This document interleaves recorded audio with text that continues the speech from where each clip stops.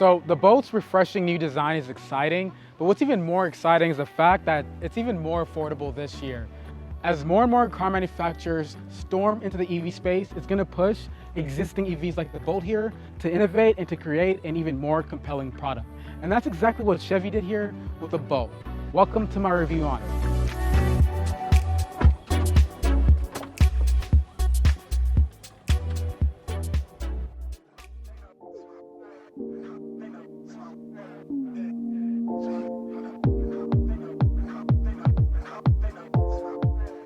So what's actually pretty cool is the fact that GM was one of the first car manufacturers to produce an EV back in the 90s. It was called the EV1. It was this odd and just really weird looking vehicle, but it was truly ahead of its time because it had features like keyless entry, keyless start, and even you can plug it at home and charge it at your house or in your garage. And it's literally what electric vehicles are today. So I'm holding GM to those standards today with the Bolt, being that they've been in the game for quite a while now. So just the other day, Chevy announced that later this year, their 2023 Chevy Bolt will be the cheapest EV you can buy, retailing at a price of $26,595 compared to its typical $31,000 retail price range. I had the chance to take the 2022 Bolt on a spin for a week. So if you're thinking about buying a cost-effective EV, let's see if this is the right one for you. So the exterior design definitely feels like it fits within the 2020 EV's design playbook. The exterior has this cute and sleek design built with efficiency and aerodynamics in mind. The whole car has a really nice, almost matte finish that comes in blue metallic, gray metallic, and for an extra cost, you can have a bright blue, silver flare, or cherry red. I love to see more of these finishes in other cars. The front fascia of the 2022 Bolt is by far my favorite angle of this car. It has a light mesh pattern, a blackened out Chevy logo, and these clean new LED headlight setups. The top headlights are daytime running LEDs, and your headlights are on the bottom. As far as the side profile, you do have 17-inch wheels, which fit the vehicle. I like how the black lines go from the headlights to the side mirrors. It gives it a unique look.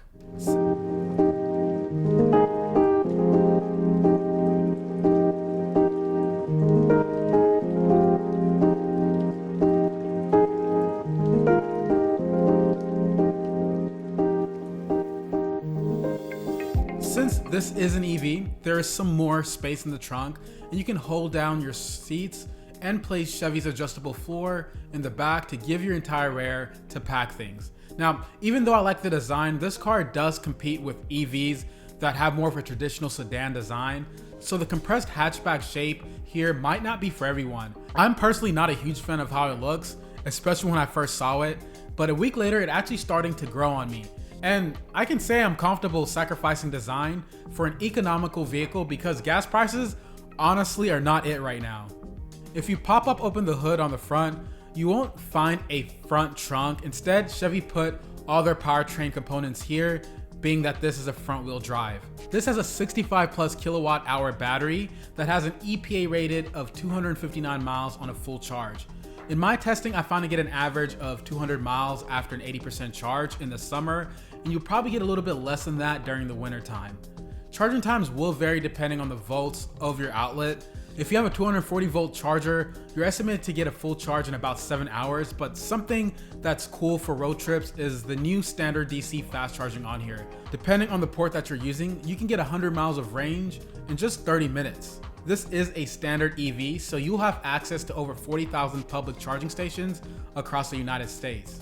Chevy is also offering to cover installation for level 2 chargers in people's homes that'll set you up with 11 kilowatts charging rate. I'd highly recommend that you pick that up. Even though you have access to public charging stations, it was hard finding one, especially in my local city where EVs are not that popular. Whenever I was at a station, I was there for at least an hour and I still didn't get a full charge, which was a little bit aggravating, but that's part of the sacrifice that comes with owning an EV in 2022.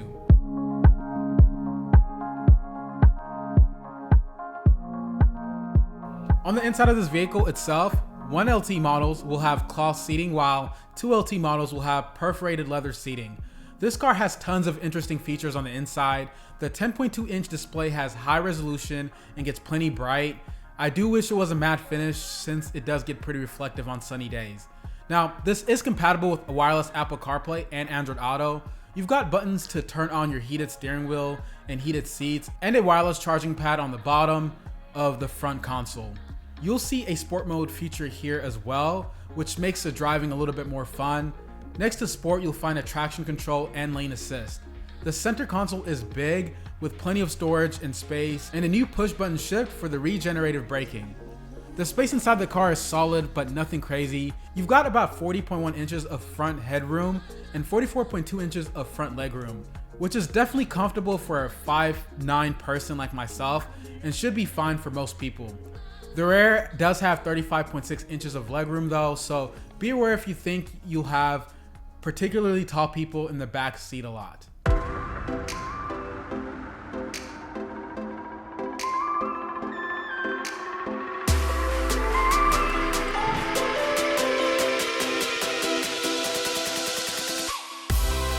As far as my driving experience and performance, you get 200 horsepower and 255 pound-feet of torque that leads to a pretty standard industry-leading combo.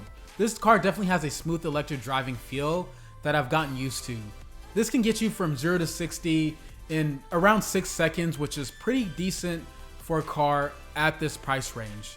Probably one of the best parts of driving with the new Bolt is a one-pedal driving and regenerative braking. If you're in traffic, one-pedal driving lets you take your foot off the accelerator and automatically brakes. This feature, paired with Chevy's new regenerative braking button behind the steering wheel, allows you to charge up the battery through those moments in traffic or when you're driving down a hill, for instance. While regenerative braking and one-pedal driving are probably some of my favorite features, you'll also find standard automatic high beams, rear cross-traffic alert, adaptive cruise control, lane assist, and honestly the highest resolution 360 camera system I've ever seen on a vehicle at around this price range.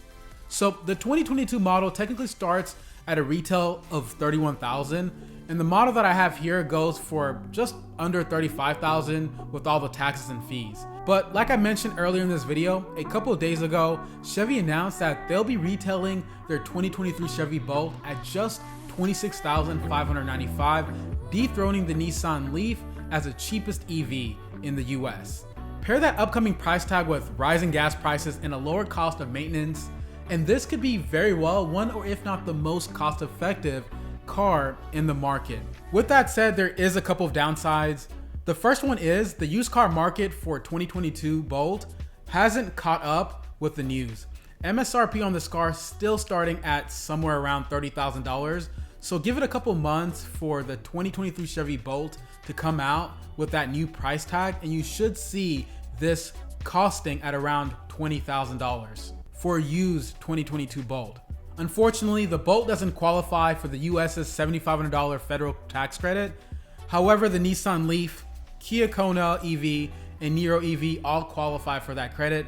So if you are in the States, be sure to compare prices between other options if you're trying to find the best deal on the market.